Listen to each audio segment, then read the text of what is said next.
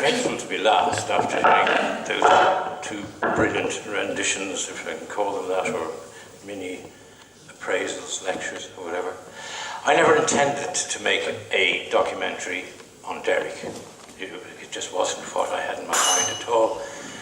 But what I was at the time and how I first met him was back in, it was either 90 or 91, sometime around then.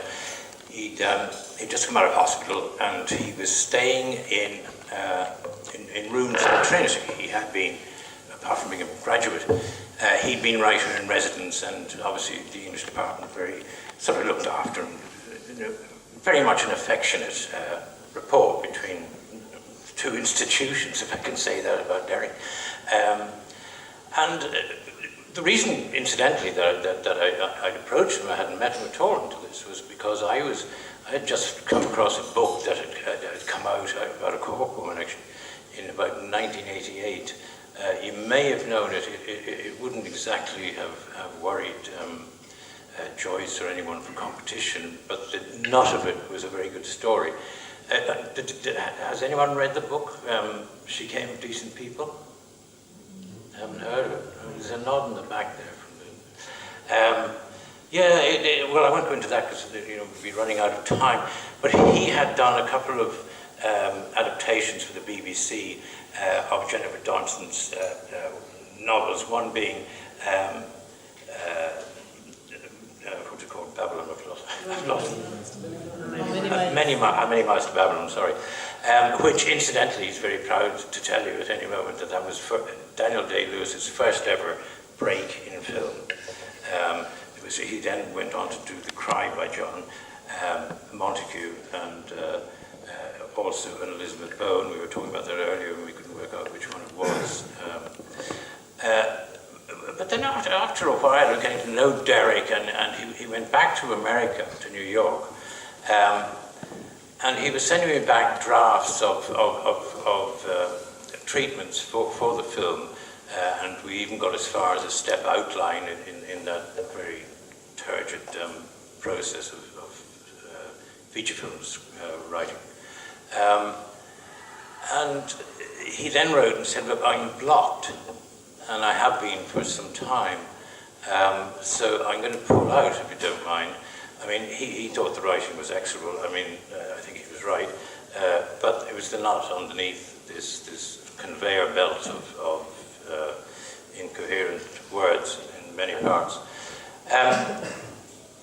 So I said, well, don't worry. And we kept in touch, and he'd write cards, I'd write back, and that sort of thing. He's very much of that persuasion. Emails would not feature in his routine at all. And then when he came back, I'd been talking to a fellow I've worked with since we were in college in Trinity together, Donald Taylor Black, and I've worked on documentaries since the 80s. And we said, do you know, we discovered that nobody had ever thought of doing a documentary on Derek. There'd been one on Seamus, as we know, Seamus Heaney, and on Michael Longley. And there's a bit in the film, actually, which really sums it up quite well, because we thought, well, why has no one approached Derek, or have they approached Derek and he doesn't want it?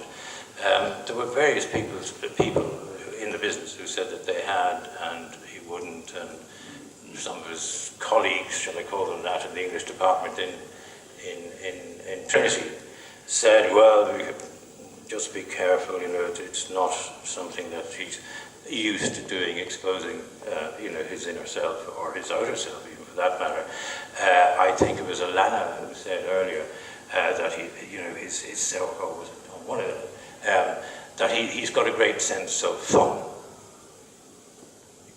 which he has. He loves nothing better. He doesn't drink anymore, but he loves nothing better than to have a gossip in the pub.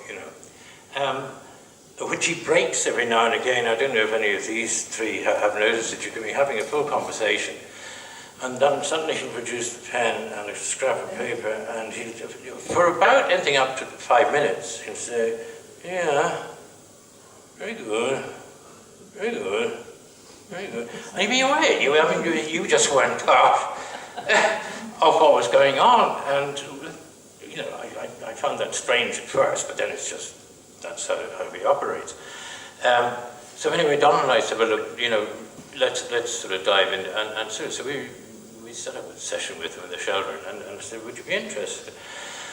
And he said, well, tell me about it. So we said, well, we'll do better than that. We'll go away and write a proposal and a treatment, and bring it back to you. And then we will look for backing. Now, this is in 1992, I think, 93, maybe. So when we brought it back, he said, great, the proposal, I like the proposal, that's fine, yeah. The treatment, well, I mean, it'll do for the moment, but we'll have a chat about that later. Right, okay, fair enough. You're going to be the subject matter, therefore you should have an input. And we tried with RTE, we tried BBC Northern Ireland. BBC Northern Ireland I found quite extraordinary. I had done, at that stage, 3 documentaries for them. Because the commissioning editor at the time for arts, in these rounds of commissioning, they wheedle people out and out and out in various rounds of what they're going to fund. And we were down to the last 2. And we went to this meeting to sort of do the final pitch. And, I mean, this is no word of a lie. It was quite clear that the woman chairing that panel, even though she was from Belfast and worked for the BBC and had done in London, didn't know who he was. Now, you could say that is awful, and well, my view certainly is awful in television terms, in broadcasting terms. But on the other hand, what we just caught a moment there earlier on that, is that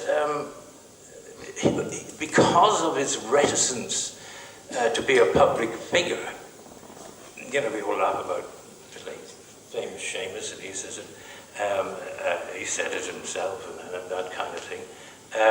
But Derek wasn't. Michael Longley, yes, both of them are in the film, by the way, would be the same.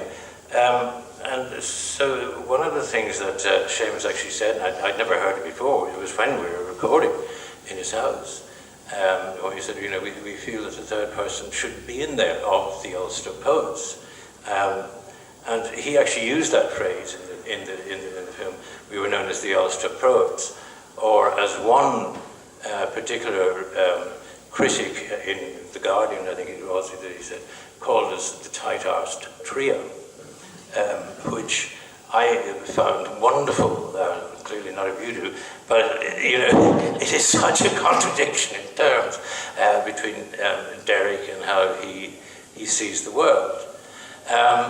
With an arts documentary, particularly when it's down to poetry, when it's particularly down to poetry of that, I hate to sort of categorize any writing or any poetry, but of Derek's in particular, and both Tom and Peter have taken you through that far more elegantly than I could, is that you've got to be careful, because when you're going to broadcasters for funding, one, they're saying, as I've explained to you about the BBC woman, that they're looking for audiences, they're looking for figures, they are looking for things that are going to grab an audience, they are looking for their public service remit, or they should be.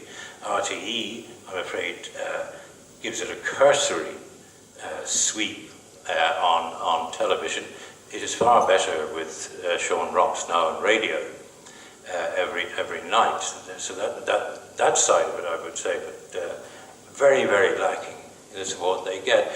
And we had tried this. We tried many sources, different sources of funding, and no one bit. And then this fund was set up by the Irish Film Board and the Arts Council of Ireland. And it was set up specifically to circumnavigate the broadcasters and get feature-length documentaries back into cinemas. And that was the reason for it. It's still going, nothing like as plentiful as it was. So we went that route, and lo and behold, whatever number of years later, 20, as good as well, until over 20 actually, the film actually got made. Now that is a long gestation period by any standards in film, because in film, they can quite easily take 10 years or even more, but 20 is pushing it. But we got it made, and Derek sort of came back to his sorry, we're really running out of time. Sorry, okay. Yeah. Oh God, it's 15:15. What was I talking about? I can't remember the particular. Well, we were going to do the film, but I was just going to finish that one off there about the treatment.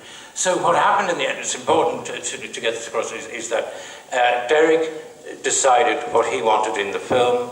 We said, right, well, we'll go along with that to a degree. I wasn't going to direct it at all. I was only going to produce it. Donald got too busy, so I ended up doing both. So it was just easier to go to it. And the amount of poetry included, some would say there wasn't enough, others would say there was too much.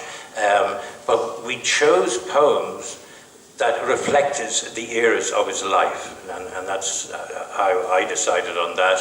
He didn't say anything about poetry. I asked him about the disused shed in Wexford, and he just said, that damn shed. You know, it's like a Beatles song. You know, where do you just put out the most popular ones all the time, or you do other things? And that's what he wanted to do. So he said, no, we're not doing that. So, grand. Okay, well, if you can press play there.